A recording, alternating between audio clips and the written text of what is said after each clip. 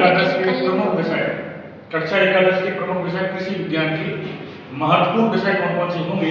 सबसे पहला हिंदी, अंग्रेजी, फसल उत्पादन और बागवानी, उद्यानिकी होगा, पशुपालन, दुग्ध व्यवसाय, मत्स्य पालन जिसको हम मछली पालन भी कहते हैं। इसके अलावा कृषि विज्ञान एवं गणित के मूल तत्व जो 5वां विषय होगा। अब बात करें इन 2 विषयों से तो आप परिचित हैं।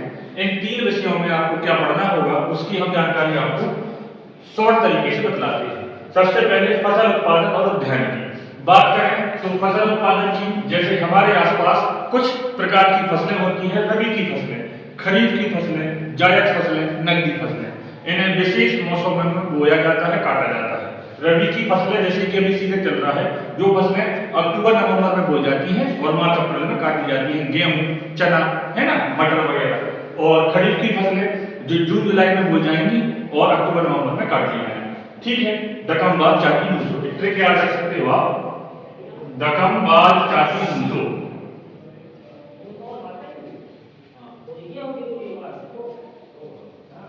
दकम बाज चाटी मूंगो, इसमें पूरी खरीफ की फसलें आ जाएंगी, दलहन, कपास, मक्का, बाजरा, ज्वार, चावल, तिलहन, मूंगफली और सोयाबीन। एक छोटी सी ट्रिक में आप पूरी खरीफ की फसलें याद कर लोगे। जायद फसलें होती हैं जो अप्रैल मई के आसपास बोते हैं, तरबूज, कद्दू, ककड़ी वगैरह आप जानते होंगे।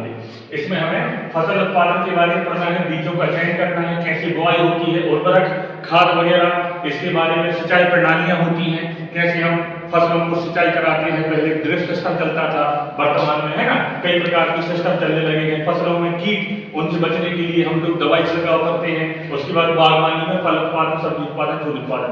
बता दिया जाए आपको, सब्जी उत्पादन में पूरे विश्व में भारत का प्रथम स्थान है। सब्जी उत्पादन में पूरे विश्व में भारत का प्रथम स्थान है और फल उत्पादन में भारत का दूसरा स्थान है।